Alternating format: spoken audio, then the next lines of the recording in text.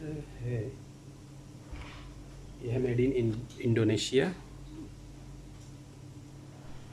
और क्वालिटी अच्छी दिख रही है,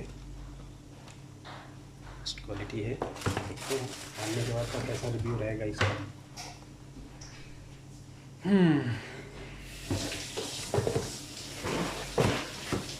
तो अभी और भी है इसमें बहुत सारे। नेक्स्ट आते हैं, यह रीबॉक, आप देख रहे हैं ब्रांड।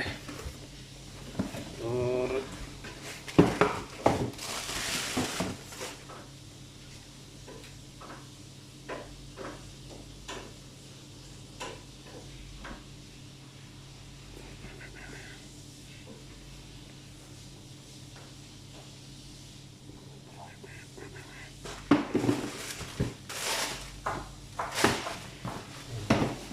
एक और है इसमें नाइक का, जो मैं आपको दिखाता हूँ।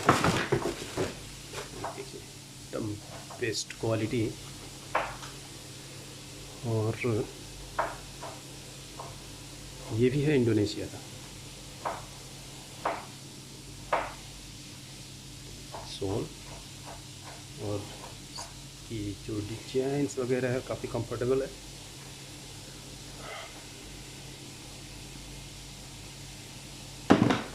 ये